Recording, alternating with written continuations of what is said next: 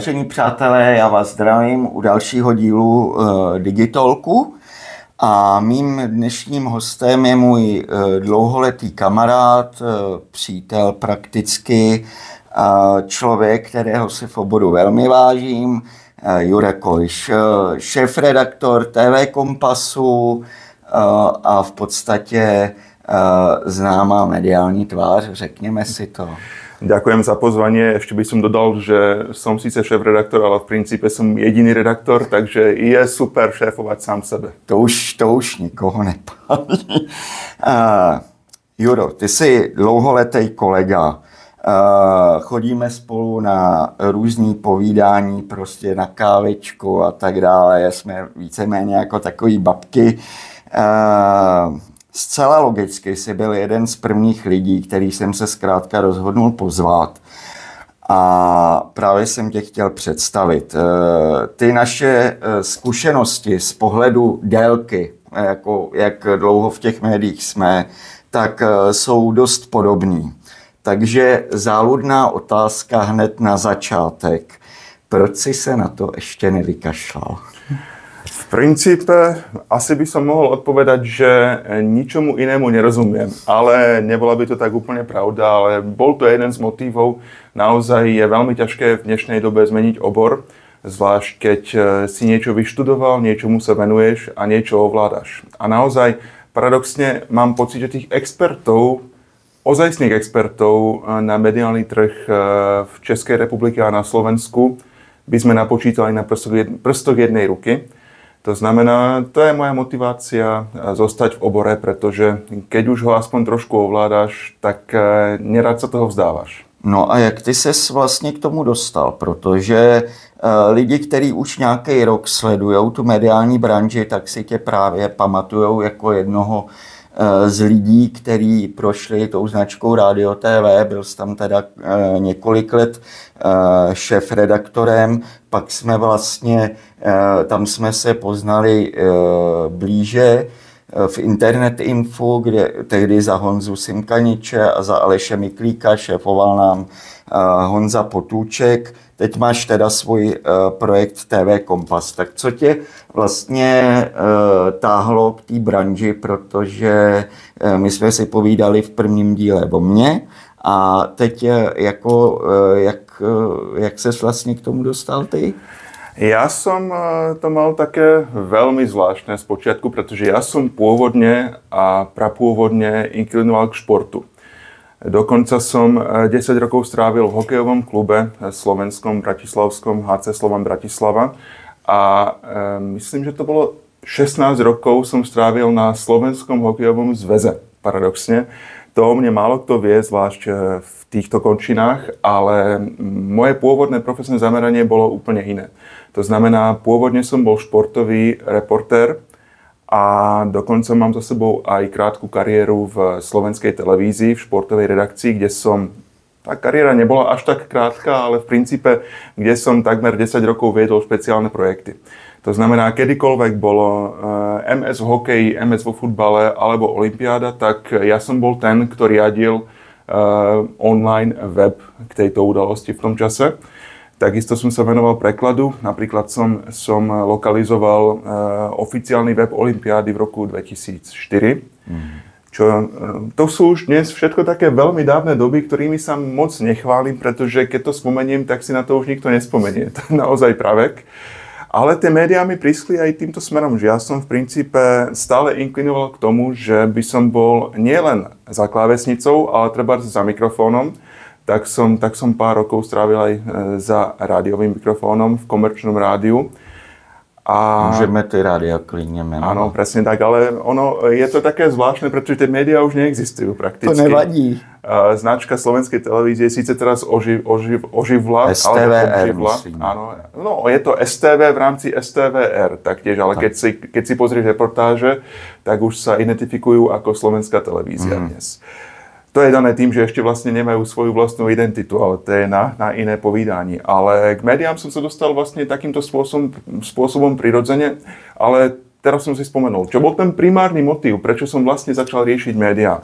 Tak ja som pred tými 25 rokmi spolu zakladal ešte s Radkom Dresslerom na Slovensku Radioweb.sk. To bol web o rádiách, pretože Radek mal Rádia.cz, z toho vzniklo Radio TV, ja som s ním spolu založil Radioweb.sk. A primárny motív bol v tom, že moje obľúbené rádio v tom čase, Rádio Ragtime, veľmi alternatívne, vlastne slovenská obdoba Rádia 1, skrachovalo. A mňa naozaj zaujímalo, čo je za tým. Chcel som zistiť, ako médiá fungujú, akým spôsobom vznikajú hudobné formáty, ako to celé do seba zapadá. A preto som vlastne mal motiváciu založiť si web o médiách. Moja primárna vlastne motivácia bola čistá zvedavosť a potom sa vlastne z toho objavilo živobytie. Takže od roku 2007 už sa tým médiám venujem profesionálne a TV Kompas som vlastne taktiež založil primárne z toho dôvodu, že som chcel zostať v obore. To znamená, skupina Media Bohemia, kde som 13 rokov pôsobil, mi dala najavo, že už nechce podporovať úplne web o médiách. Sice ho dodnes má, web Radio TV nezanikol, ale v princípe, keď sa dnes pozrieš na ten obsah, tak to je v podstate taká PR svodka. Svodka tiskových správ. Nechcem nikoho uraziť, ale svodka tiskových správ. To je fakt, to je fakt. Tam jsou v podstatě tiskové zprávy, jak Media Bohemia, České televize, Novy. Co přijde pod ruku? A ja som mal motiváciu pokračovať v tom informovaní o dianí na trhu, ale pokračovať štýlom, ktorý nebude úplne clickbaitový. Čiže keď sa aj pozrieš na tvkompas.cz, tak ja sa snažím vyhnúť takým tým témam, ktoré sú úplne všade a snažím sa proste ísť do hĺbky a ísť do hĺbky s titulkami, ktoré nebudú prvoplánové, aby ten čitateľ mal pocit, že tam nájde obsah, ktorý treba z inde nenájde. Takže to je vlastne cieľ TV Kompasu, orientácia vo svete toho televízneho vysielania. A můžeme říct jenom ty rádia, kterými si prošel, říkal si, že to byla rádia, která už dnes neexistují? Áno, prakticky každé, ktorým som prešiel, už dnes neexistuje. Čiže úplne prvé, kde som sa zaučoval, kde som ale neznel v éteri, bolo Rádio Helax v Ostrave. Áno, značka Helax síce ešte funguje ako online rádio, ale myslím, že už tam nie sú žiadni moderátori. Aj keď musím uznať, že hudobne sú stále ešte pomerne zaujímaví, ale v čase, keď som tam bol v roku 2002, tak vlastne to bolo rádio, ktoré hralo bežný AC formát, nebolo to ešte takéto dance music radio, ako sa profiluje dnes. A mnohí bývalí kolegovia, alebo aspoň niektoré ešte známe tváre, ktoré si pamätám z toho roku 2002, ako bol napríklad riaditeľ Mirek Pivka, alebo DJ Jirka Javorský, myslím, že ešte aj Aleš Brúna, tak prešli pod nové Rádio Fresh, ktoré taktiež je v Ostrave. Ano. To je vlastne nová história, ale z tej pôvodnej to bolo Rádio Helax. Následne po Rádiu Helax som prešiel do slovenského rádia v oblasti Trenčína a Dubnice nad Váhom. Volalo sa to Rádio Dúha. Ja si to pamatuju, dúhové melodie s Mikou Vargovou, nebo něco. Aj Mika to někde Vargová mám tam možná ještě na kazetě, ale nemám to kde přehrát. Presne tak, to bolo Rádio Dúha, bolo to jedno z najsilnejších regionálnych rádií na Slovensku, výborne ekonomicky zabezpečené, naozaj by sme sa tam mali ako prasiatka v žite, doslova. Pán riaditeľ, vtedajší majiteľ alebo spolumajiteľ Ivan Kováčik, dnes už nebohý, tak bol jeden z najlepších ľudí v médiách, akých som vtedy poznal do tej doby, pretože naozaj on si tých svojich zamestnancov tam hýčkal na pomery regionálneho rádia. To bolo skvelé vybavené médium a skrátka ten človek nemal problém uvoľniť peniaze na čokoľvek. V iných rádiách naozaj nám mohli iba závidieť vrátane lokálnych českých, pretože bola to naozaj bomba v tom éteri, aj keď z dnešného pohľadu, keby sme si to prehrali spätne, by sme možno povedali, že tá úroveň bola nižšia, ale to bolo dané tou dobou, že dnes už naozaj rádiá sú v podstate ako mediálne agentúry, už všetci hrajú uniformne a majú všetko do posledného detailu. Toto bolo rádio, ktoré bolo profesionálne a zároveň ti dávalo určitú tvorivú slobodu. Čiže nemal som napríklad ja osobne predpísaný playlist, čo bola obrovská výhoda. Aj vďaka tomu sa v tom rádiu objavili veľmi odvážne kúsky a nemyslím, že by to boli okrajové žánre, ale napríklad, keď jeden môj kamarát z Bratislavy, ktorý pracoval v rádiu FM, čo je vlastne ako tiež jedna z veľmi známych značiek, tak keď nás počúval, tak veľmi obdivoval, že dokážeme dostať do vysielania melódie, ktoré sú napríklad veľmi známe v nemeckých rádiách, ktoré boli pre neho vzorom, ale nie sú známe v iných mainstreamových rádiách v ČR a na Slovensku. Čiže toto rádio Dúha bol taký malý klenot v tom regionálnom vysielaní, o ktorom vedelo na jednu stranu málo ľudí, ale na druhej strane nás počúvalo v jednom momente viac ako 100 000 ľudí. To znamená, to rádio malo dosah, až kým pomerne neslávne neskončilo. To rádio vlastne skončilo tým, že zomrel pán majiteľ a bola to doba, kedy naozaj, pokiaľ ti zomre niekto, kto živí to médium, tak to médium už ďalej neprežije. To sa bohužiaľ vtedy stávalo. Tak to bol druhý príklad rádia, ktoré už neexistuje. A potom som ešte pomáhal rádiám v Žilinskom regióne, konkrétne Rádio Z a Rádio Fajn.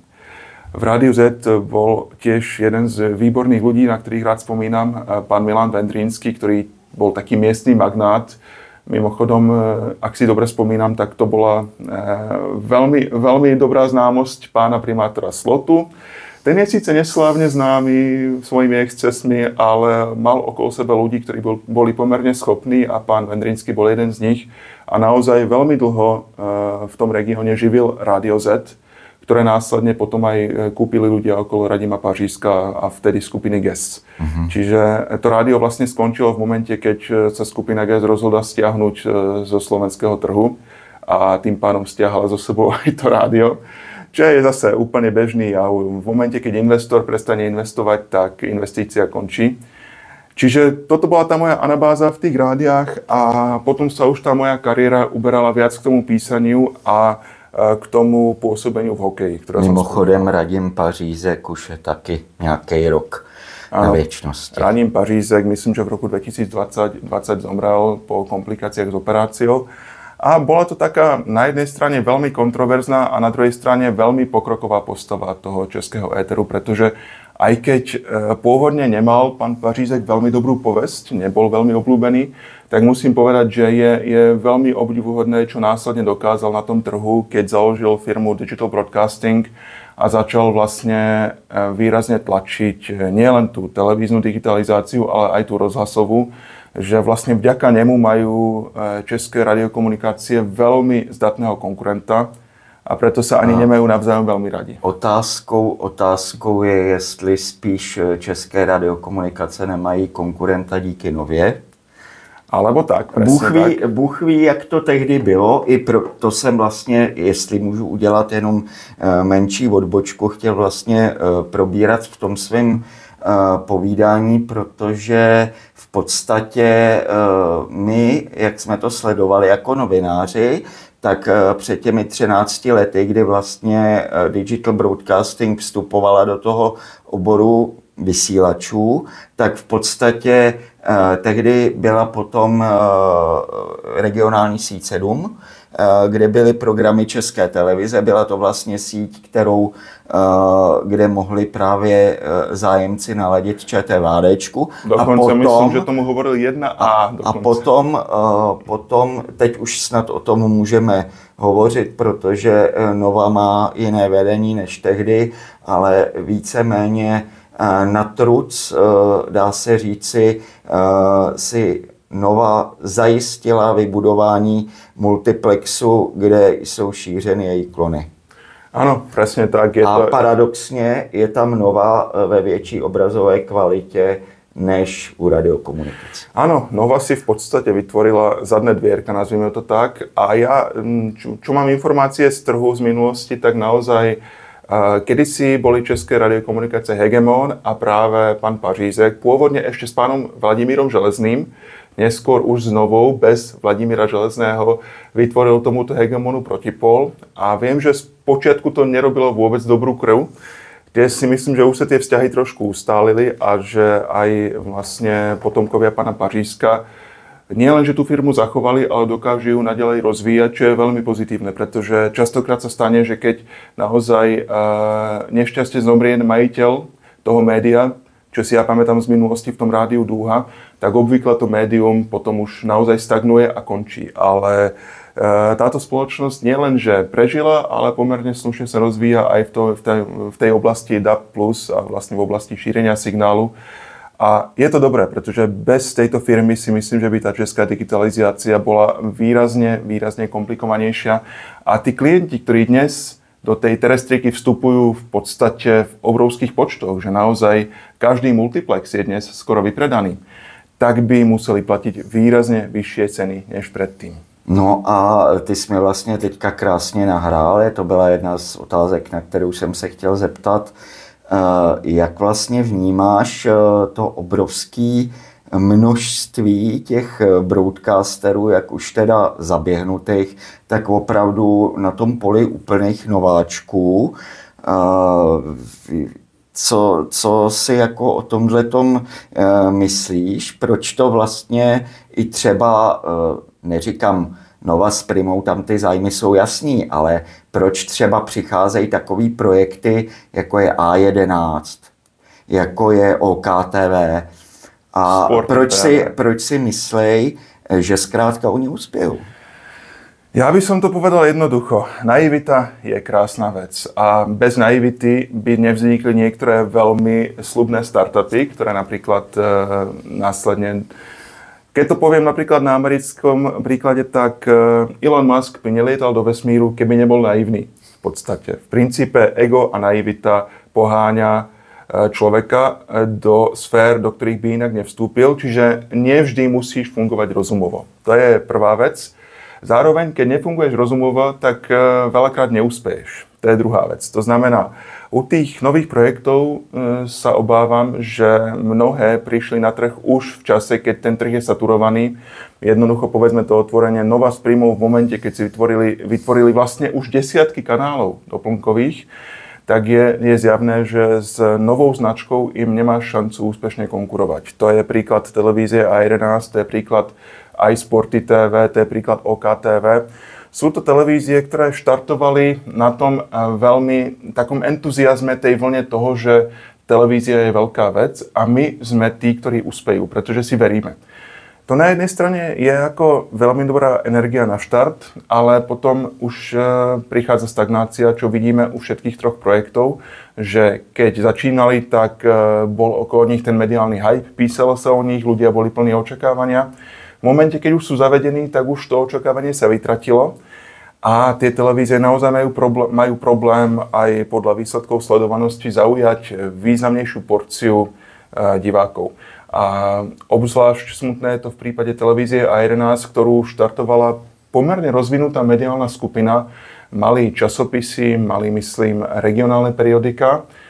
A ja mám dnes pocit, že u tej televízie si vlastne zobrali až príliš veľké sústo a že tá televízia tým, že je veľmi drahá, tak ťahá celú tú skupinu postupne pomaly ku dnu. Ja teda verím, že stále to ešte nie je za bodom nejakého nemožného návratu. Stále dúfam, že tá skupina sa udrží, ale v prípade televízneho projektu tohto typu som skeptický, pretože naozaj, keď Prima každý rok prichádza s jedným novým kanálom, Nova s Primou každý rok prichádzajú za operátormi, že potrebujú viac peňazí od nich, vlastne priamo od divákov potrebujú viac peňazí, tak je vidno, že keď tie veľké televízie potrebujú, aby tú reklamu nahradili príjmami od operátorov, čiže tá reklama ich neživí 100%, tak pri tých malých televíziách je priam nemožné, aby ich tá reklama uživila.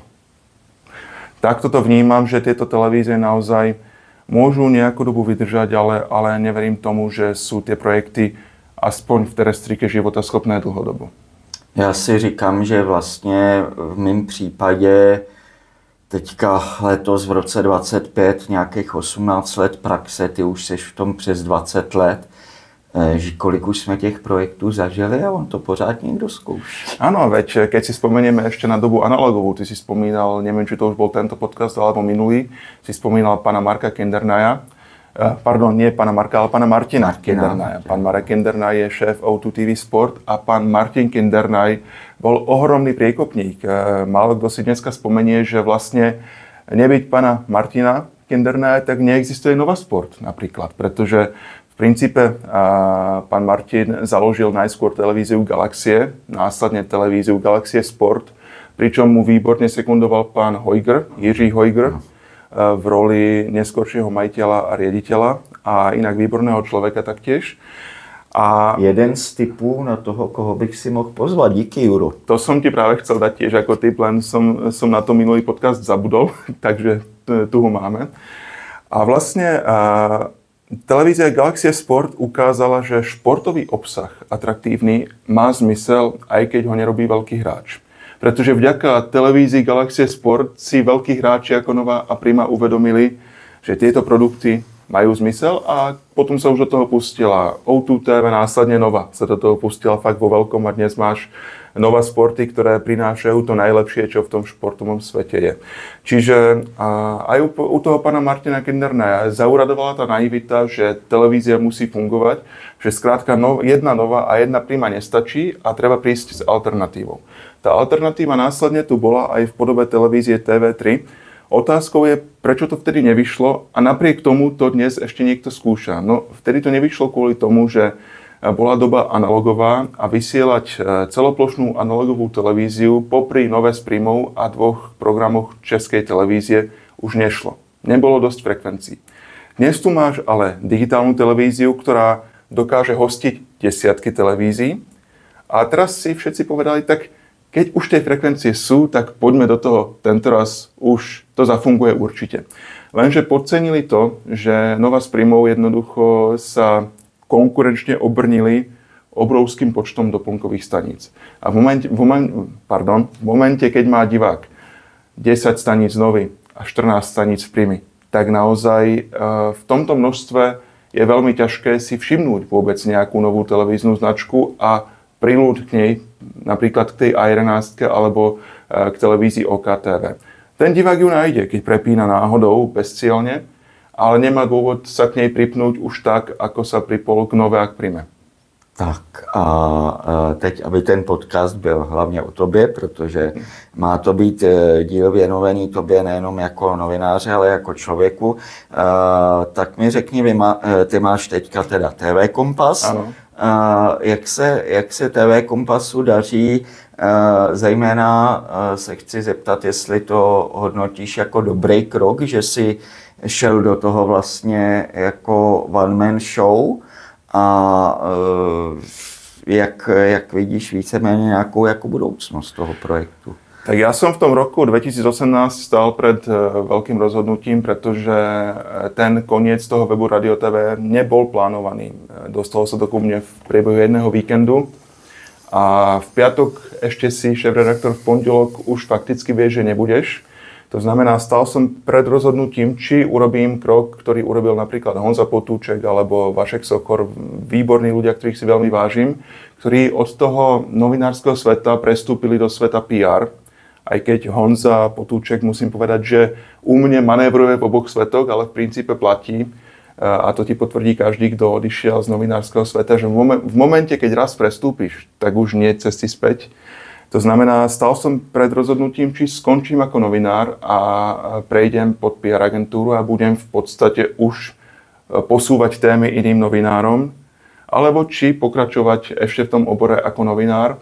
A ja som si vybral tú druhú cestu, pretože naozaj nechcel som sa ešte toho vzdávať. Stále mám pocit, že mám tomu svetu čo povedať. Já jsem jako hrozně rád za ten tvůj web, musím říct, protože podobně i stejně jako ten váš podcast No Signal Found vnímám jako jednu z mála platform, který se i v dnešní době nebojí víceméně ty věci říkat tak, jak jsou. Protože nechci to nějak do toho víc jako pronikat, ale spíš mám dost často pocit, když se nechci hodnotit jednotlivý kolegy, tak řeknu, že mám spíš pocit, že ty lidi se spíš jako snaží čerpat nějaký výhody, který jim přináší ta novinařina, než aby se nějakým způsobem snažili být kritický. Myslím, že si to pomenoval úplne presne. V princípe celý ten mediálny trh dnes je také trošku chodenie okolo horúcej kaše, aby si nikoho príliš neurazilo, pretože by ti ten potenciálny respondent na budúce nemusel poskytnúť rozhovor a ty by si už nebol taký relevantný. Ja to poviem úplne na plnú hubu, pretože ja som do toho projektu TV Kompas išiel s tým, že budem písať pravdu. Čo by mala byť ako samozrejmosť pre novinára, že skrátka bude písať tak, ako veci sú. Taková ta klasika, nezávislá novinařina, ideálně ještě zahalená nebo garantovaná nějakým tím nezávislým institutem, takže to seš ty. Dá sa to tak povedať. Som v princípe niečo medzi influencerom a novinárom, pretože áno, keď píšeš mediálne témy, tak máš za sebou príliš veľa PRistov, ktorí sa ti snažia vnútiť to svoje videnie sveta a presne tam cítiš, že keď pôjdeš proti jednému, naštveš druhého, keď zase budeš s každým kamarát, s každým si tykať, tak nakoniec budú všetci mať pocit, že si môžu dovoliť všetko. Preto ja sa snažím aj dodnes vlastne vyberať si napríklad tlačové konferencie, na ktoré idem a na ktoré neidem. Tie, ktoré sú čistá strata času, ktoré sú čisté PR bláboli, ak to poviem úplne otvorene, tak tým sa vyhýbam a snažím sa naozaj udržiavať kontakty s tými, ktorí sú schopní sa s tebou baviť na rovinu. To je u mňa základ. Paradoxne je ich čoraz menej, pretože aj ty si to už myslím párkrát poznal, že keď si s niekým kamarát a píšeš tak, ako sa mu to páči, tak ste kamaráti. V momente stačí jeden článok, ktorým ho naštveš a už kamaráti nie ste. A ja to mám aj z vlastnej skúsenosti, že keď tu bola tá kauza pretáčania reklamy na programoch TV Prima, v IPTV platformách, tak som otvorene písal, ako to je a čo hrozí v prípade, keď sa táto funkcia zakáže. A dostal som sa do toho kvôli tomu do problémov s Primou, pretože bolo vidno, že oni skrátka majú nejaký narratív, ktorý chcú tlačiť skrz svoje komunikačné oddelenie a v momente, keď sa od toho narratívu vychýliš a oni vidia, že na teba nemajú nejaký dosah, tak v tej chvíli začnú okolo seba kopať a nie je potom dobrá atmosféra. A měl jsi takhle zkušenosti ještě jako s někým dalším a jak se to třeba potom jako vyvíjelo dál? Že oni řekli ty, to nemůžeš jako takhle, nebo jak to vypadalo? Stalo sa mi to v 3 prípadoch, jeden prípad bol ešte... Nemusíme menovať konkrétne, ale jak to vypadalo vlastne? Áno, ale Primu som menoval, tak budem férový, že s Primou sme sa následne udobrili a vysvetlili sme si to. A ja som povedal, čo je môjim zámerom a oni pochopili mňa, ja som pochopil ich. Bola to vyhrotená situácia, ale stalo sa mi to viackrát. Nebolo to len v prípade TV Prima, aby som nebol k ním nekorektný. Bolo to aj v prípade jedného veľmi veľkého operátora, ktorý proste naozaj tlačil tú terestriku a vytváral častokrát aj účelové prieskumy ohľadom toho, ako je tá terestrika nejakým spôsobom populárna a ako prežíva aj v oblasti tých iných platformiem. A ja som o tom písal, že to je trochu inak. Mal som aj iné prieskumy, ktoré zase robili mobilní operátori napríklad. Tak to sa im tiež nepáčilo. Tiež tam bola podobná taká tzv.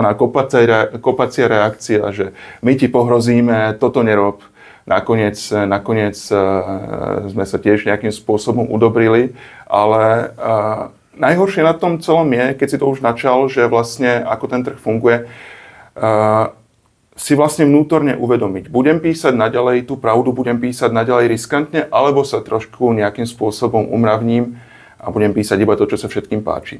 Ja sa snažím manevrovať niekde medzi tým, ako stále ešte vydávam aj kontroverzné materiály, ale klamal by som, keby som povedal, že to tam nemalo vplyv. Jednoducho, keď sa ti ozvú právnici s predžalobnou výzvou a ty si vlastne samostatný novinár, ktorý píše na živnosť, nemá dokonca ani SROčko, ale píše naozaj ako živnostník, tak ručíš celým majetkom a nie je to sranda v tej chvíli, pretože už sa ťa nezastane veľké právne oddelenie nejakého veľkého vydavateľa. Preto by som aj rád apeloval na kolegov, ktorí sú ešte v tých veľkých redakciách, aby naozaj boli zodpovední v tom, čo píšu a aby si vážili, že tie veľké redakcie za nimi stoja. Pretože to už dnes nie je samozrejme. A k tým menším treba zase povedať, že naozaj pokiaľ chceš byť menší a významný, tak musíš písať pravdu. Inak nikoho zajímať nebudeš. Uh-huh. A Teď jsme ještě teda neodpověděli na to, jak vlastně v jaký aktuální kondici teda TV Kompas je a jaký tam vlastně pro sebe vidíš nějakou vizi, no, jaký předpokládáš další vývoj.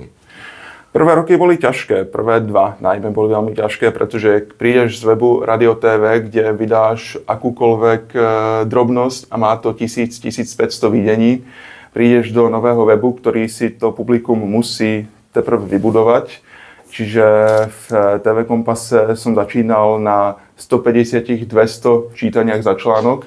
Dnes už sa to blíži tiež k tej 1000, častokrát to tú 1000 prekročí. Ale opäť, prekročia to témy, ktoré sú celospoločenské. To znamená, keď píšem o tom, kde sledovať Ligu majstrov, kde sledovať zápasy Sparty, tak v tej chvíli sa dostanem presne tak. V tej chvíli sa dostaneme aj na 20-30 tisíc, ale keď píšem o unikátnych prístupov. Myslíme celkových prístupov. Unikátnych je z toho približne polovica, pretože tie page views na jedného človeka už nie sú to, čo bývalo, kedy si bolo bežné, keď si mal tých článkov 10 za deň, že jeden človek ti urobil minimálne 4 videnia. Sú to teda denní prístupy. Áno, presne tak. A vlastne pomáham si takou barličkou, že tieto športovo-streamingové články píšem presne, aby som to publikum na ten Kompas dostal. A tie ďalšie témy analytické píšem, aby ten web prinášal pridanú hodnotu. Tak na ten oborový web je to velice solidní, zvlášť proto ještě jednou ti musím vyseknout poklonu, že si šel vlastně dělat jakoby one man show. Já jsem na to ty koule, jak se říká, neměl. A teď teda nějaký čísla tam jsou, nejsou špatný, jako přijde mi to fajn. A teď sú lepšie, priznám sa, sú lepšie, než keď som odchádzal z Radio TV. Jak se ti daří provozně, jakoby existenčně, řekněme? Existenčně, tak je to veľmi individuálne, pretože... Jak vlastně z čeho je ten web živé, jak funguje? Tak našťastie mám dvoch klientov, ktorí pri mne stoja do dnešného dňa a tí dvaja klienti sú Skylink a Teli a naozaj si zaslúžia veľké uznanie, pretože keď som ten web zakladal, tak predstava bola, že od každého subjektu, ktorý sa na tom trhu angažuje, prídu nejaké menšie peniaze od 1 000, treba od druhého 1500. Presne tak. A následne dám dohromady rozpočet, ktorý ma slušne uživí. Napokon sa ukázalo, že tí klienti, ktorí naozaj veria tomuto konceptu nezávislej novináriny, sú Skylink a Teli.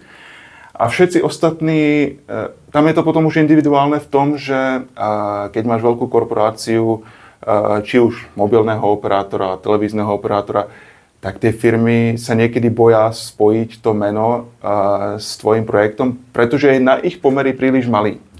Čiže presne, keď to poviem otvorene, tak všetci chcú byť na Digizóne, napríklad. Je im úplne jedno, a to nemyslím nejak zlom, je im úplne jedno, čo tam vychádza.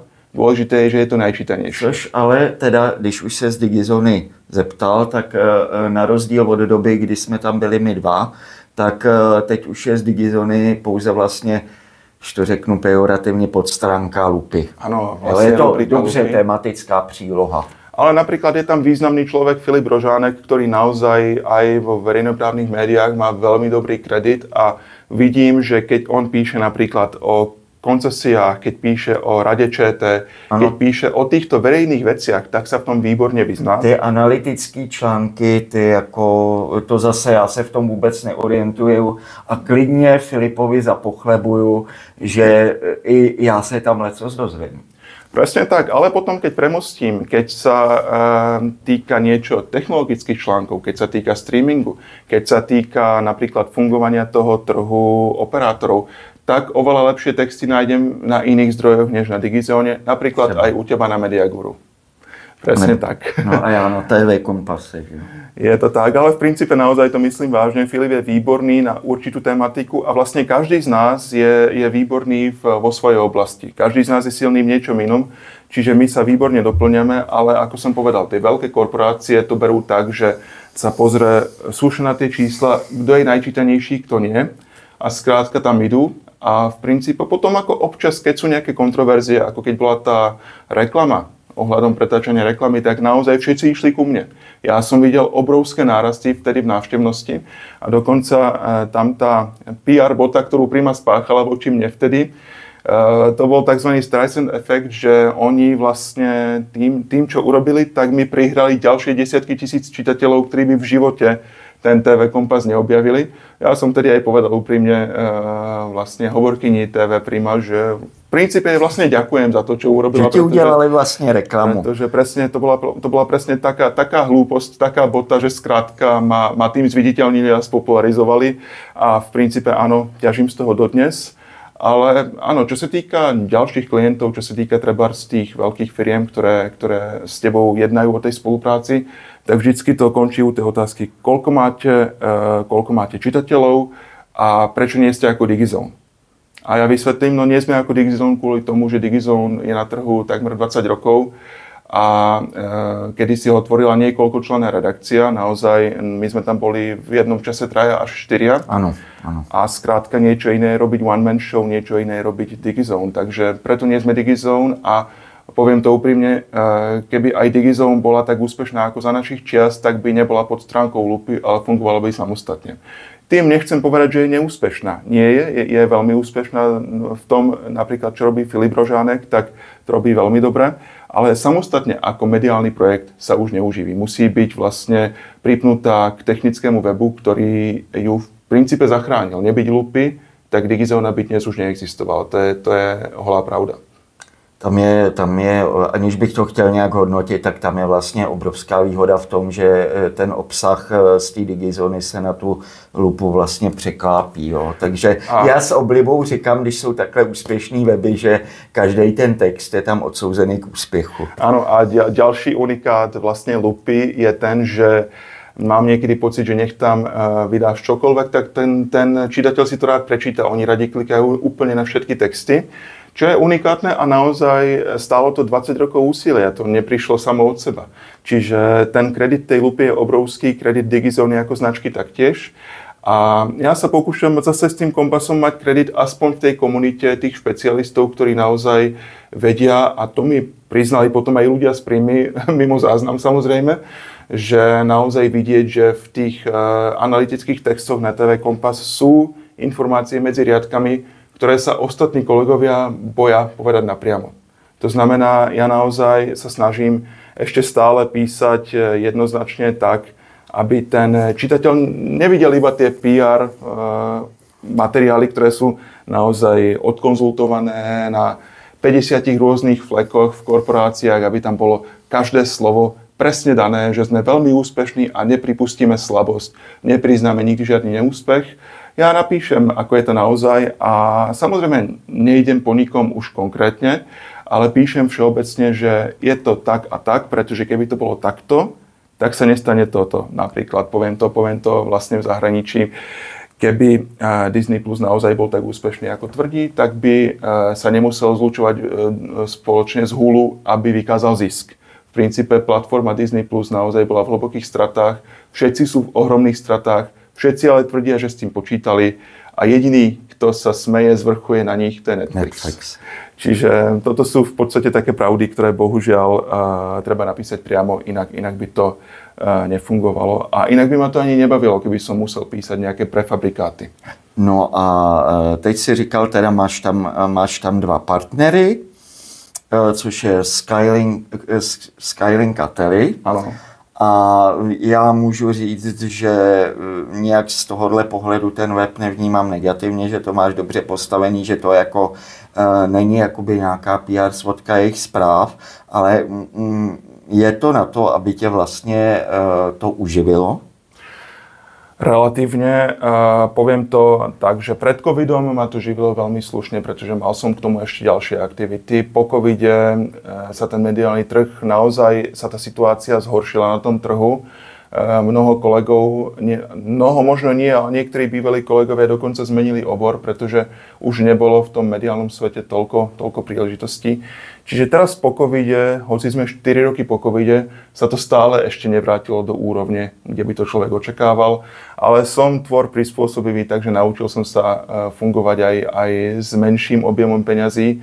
Samozrejme je otázka, ako dlho sa to takto ešte dá ťahať. Zatiaľ ma to stále baví a verím, že ma to bude baviť ešte aj o rok, o dva. Ale hlavne verím, že aj tých mojich 2 klientov, ktorí pri mne stojí, to bude baviť ešte veľa rokov. Já ti přeju, aby to nebyl rok, 2, ale aby to bylo třeba 10-20 let, ideálně třeba do důchodu, abychom opravdu mohli oba sledovat ten broadcast, který se vyvíjel od té analogové televize, od té analogové éry až do toho digitálu, abychom se přesvědčili o tom, jestli třeba DAB Plus není opravdu jenom nějakou přechodnou platformou, jestli se chytí ten 5G broadcast, jestli všechno nebude na sítích a tak dále. Myslím, že těch nezodpovězených otázek, které na nás čekají, je ještě celá řada, nebo které před námi jsou a nemají odpovědi v tuhle chvíli. No a já doufám, že to budeme nějakým způsobem prostě táhnout dál. A jsem rád, že i lidi jako seš ty v tom oboru jsou a jsem rád, že nejenom, že patříš právě dlouholetým kolegům, ale že tě můžu vlastně nazývat svým přítelem. Ďakujem, tiež som rád, že aj ty si pretrval v tej branži, pretože v podstate pôsobíš v Mediaguru spoločne s rozhlasom a taktiež ti želám, aby Mediaguru nielen rástlo, ale aby si aj ty mohol pretláčať stále tie témy, ktoré dnes pretláčať môžeš, lebo viem, že tvoja šéfová Martina Vojtechovská ti dáva tú tvorivú slobodu a to dnes v tých redakciách naozaj nie je samozrejme, takže je veľké šťastie, že si dokázal nájsť zamestnávateľa, ktorý pri tebe stojí a ktorý naozaj dokáže publikovať to, čo ty cítiš ako potrebné. V případě Mediaguru to platí na 150%. Výborne, som za to rád a taktiež ďakujem za pozvanie a za to, že som sa mohol odprezentovať ja dnes v tvojom novom podcaste. Takže díky moc za pozornost, že jste dosledovali až sem. Sledujte, lajkujte, odebírujte, dávejte si zvonečky. Zkrátka, těším se na vás zase příště. Všetko dobré.